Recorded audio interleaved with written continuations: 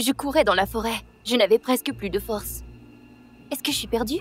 Je pouvais sentir quelqu'un m'observer derrière les arbres. Ces créatures vont me trouver! Tout a commencé quand mes parents m'ont envoyé au camp d'été il y a 1 mois. Je m'attendais à me faire des amis rapidement, mais d'ici la fin de la première journée, tout le monde s'était déjà fait des amis et personne ne m'avait remarqué. Même dans les vestiaires, j'étais toujours seule. Les autres filles se douchaient et se changeaient rapidement pour se diriger rapidement vers leur chambre. Je m'apprêtais à me mettre au lit lorsque j'ai aperçu un petit bidule accroché au plafond. Une caméra? Mais c'est le vestiaire des filles! Qui peut bien nous espionner? J'ai décidé que je devais urgemment avertir le bureau d'administration. S'il y avait un pervers parmi nous, je ne veux pas avoir affaire à lui. Le bureau d'administration était plutôt loin, alors j'ai décidé de passer par les bois. Je frissonnais à tous les sons que j'entendais dans cette forêt noire. Je me retournais constamment. Mais tout était noir derrière moi. Soudainement, quelqu'un m'a attrapée par le bras. J'ai crié, morte de peur. Mais ils ont mis une main sur ma bouche. Tais-toi! Un couple de personnes âgées se tenait devant moi. Le vieil homme a dit d'une voix inquiète qu'il s'agissait de leur caméra et ils m'ont demandé de ne pas avertir l'administration. Il y a 1 an, une fille du camp avait kidnappé leur fille. La police ne pouvait pas les aider, alors ils avaient décidé de prendre les choses entre leurs propres mains. La femme a sorti une photo de sa fille. La gagnante d'un concours de beauté. Il l'aimait vraiment. Pas comme mes parents. Ils seraient soulagés si je me faisais kidnapper. Puis, l'homme a commencé à me supplier de les aider. La femme sanglotait doucement. Le père m'a donné un élastique à cheveux. La seule pièce d'évidence qu'il leur restait. Mais la police ne pouvait pas déterminer à qui il appartenait. Il y avait trop d'empreintes. La mère de Betsy avait l'air optimiste. J'ai hésité pour un moment.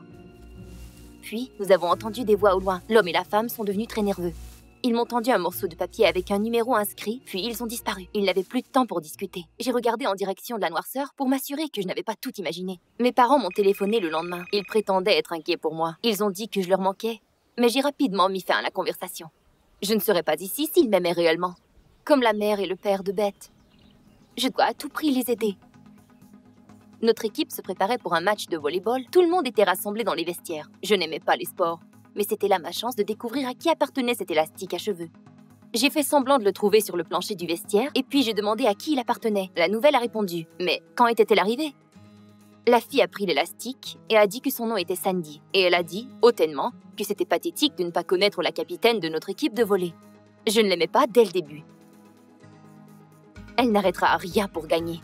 J'ai dit à Sandy que je voulais être en position de défense sur son équipe, et j'ai menti sur le fait que je jouais au volley. Les sports ne sont pas mon fort. À cause de cela, j'ai fait une folle de moi pendant le jeu. Nous avons perdu et je me suis fait balancer tout un coup. Sandy était furieuse d'avoir perdu le match. Elle m'a traitée de perdante et elle m'a poussée. J'en avais assez des arrogants comme elle à mon école. Mais maintenant, je suis convaincue que Sandy est dangereuse. Elle ne peut pas se contrôler.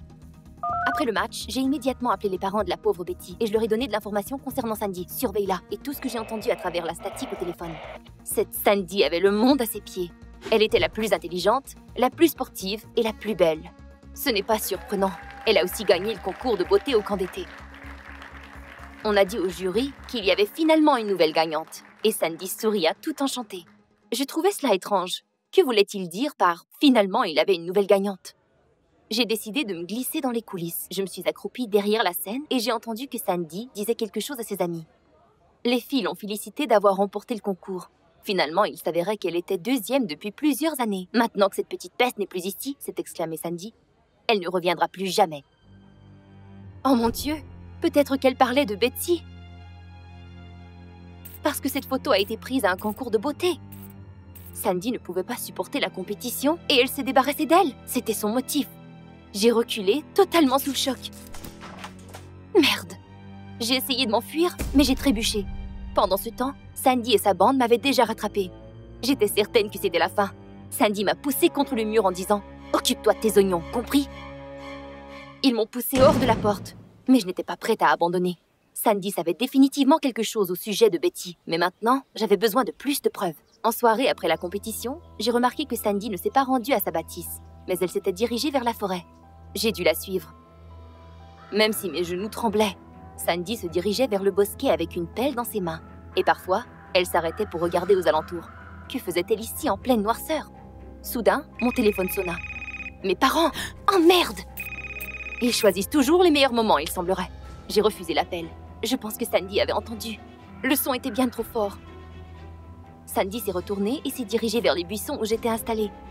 Elle était si près. Mon cœur s'arrêta presque. Si elle m'aperçoit, elle va me tuer, c'est sûr. Mais j'ai été chanceuse, elle ne m'a pas vue. Sandy est retournée à ses affaires et en jugeant par les bruits que j'entendais, elle s'est mise à pelleter. Je l'ai bien observée du buisson où je me tenais. Elle avait l'air pressée. Sandy regardait aux alentours encore, puis elle a mis sa main dans une de ses poches, lança le contenu dans le trou, puis commença à l'enterrer. Mais qu'est-ce que tu caches, Sandy? J'ai attendu qu'elle parte avant d'appeler les parents de Betty. Je devais leur dire ce que j'avais vu. Je pouvais entendre la sonnerie, mais personne ne répondait. Je vais devoir le faire par moi-même. Je me suis forcée d'aller à l'endroit où Sandy avait enterré le contenu mystérieux. J'ai raclé les feuilles avec mes mains nues et j'ai retiré des vêtements souillés de sang. Oh mon Dieu! Mais qu'est-ce que ça veut dire? Est-ce qu'ils ont torturé cette pauvre fille? Ou peut-être qu'elle était... Morte de peur, j'ai jeté les articles sur le sol en me sauvant. Je voulais me sauver du camp pour toujours. Mais qu'est-ce que je vais dire aux parents de Betty? Les vêtements tachés de sang que j'avais trouvés. Le matin suivant, j'ai appelé les parents de la pauvre Betty. Le numéro que vous avez tenté de rejoindre n'est pas en service, a dit la boîte vocale. Peut-être qu'il leur était arrivé quelque chose aussi? Je n'aurais rien dû leur dire concernant Sandy. Maintenant, ils sont peut-être en danger. Et seul moi peux les aider. J'ai décidé de lui parler de façon efficace et la laisser tout admettre. Mais elle était toujours accompagnée de sa bande de filles et elle faisait semblant que je n'existais pas. Pendant le dîner, j'ai décidé de l'approcher. Tu sais que j'ai vu quelque chose la nuit dernière. J'ai commencé à parler, mais Sandy m'a rapidement interrompue et m'a dit qu'elle se fichait de ce que j'avais aperçu. Eh bien, Sandy, si tu ne veux pas être gentille, tu vas avoir ce que tu mérites. J'ai trouvé une pelle dans la remise extérieure et je me suis plantée devant la chambre de Sandy. J'ai été chanceuse de l'attraper sans sa bande de filles. Toi, viens avec moi. Oh non, a dit Sandy, mais je l'ai menacée avec la pelle.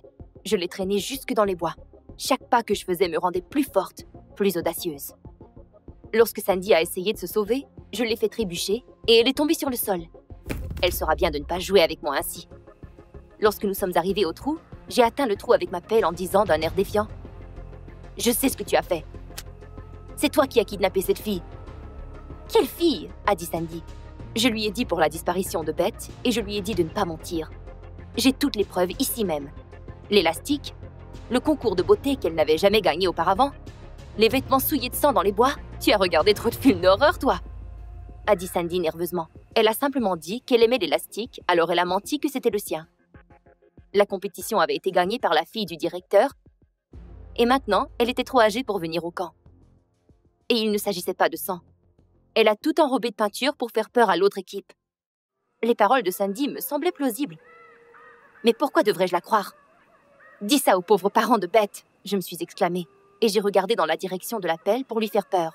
Soudainement, Sandy avait l'air pensive. Elle a dit qu'elle avait entendu une histoire similaire auparavant.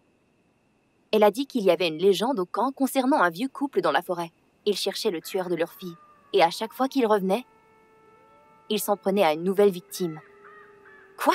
Mais non, c'est insensé! J'ai dit qu'elle perdait son temps avec cette histoire de frisson. Apeurée, elle regarda en direction du bosquet, et elle recula violemment. « Ce n'est pas une légende !» Elle cria. « Mais qu'est-ce qu'il y a ?» Je me suis retournée, et j'ai vu le couple se turnir là derrière moi, les yeux brillants dans le noir. Oh mon Dieu! J'ai couru aussi vite que je le pouvais vers le camp.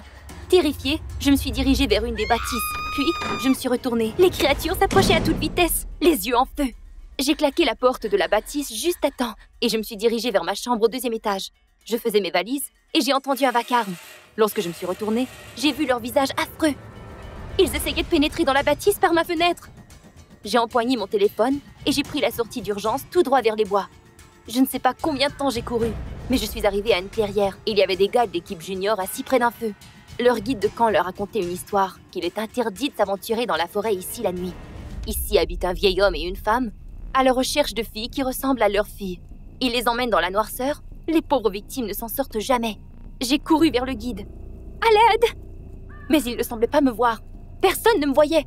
Hé! Je suis ici! Le vieil homme et la femme se rapprochaient. Alors j'ai couru vers le satané camp à nouveau. Quelqu'un, s'il vous plaît, aidez-moi! En panique totale, j'ai téléphoné à mes parents. Abonné non disponible. La dernière chose dont je me souviens est un vacarme affreux juste derrière moi. Maman, papa, ne m'oubliez pas. J'ai ouvert mes yeux. Il faisait soleil dehors. Je ne pouvais pas m'empêcher de sourire. Attends, comment est-ce que je me suis retrouvée dans ma chambre? Dieu merci, ce n'était qu'un rêve. Quand j'ai réalisé cela, je me suis souvenu que j'avais eu une grosse dispute avec mes parents la soirée d'avant. Je vais m'excuser, j'ai pensé. Je suis descendue dans la salle à dîner, là où nous mangions notre petit déjeuner. Je ne sais pas quoi dire. Lorsque j'ai aperçu mes parents, j'ai commencé à pleurer. Maman et papa sont accourus vers moi en me demandant ce qui n'allait pas. Tout ce que je pouvais répondre était que tout allait bien. Tout va bien pourvu que vous êtes dans ma vie. Et je les ai serrés très fort.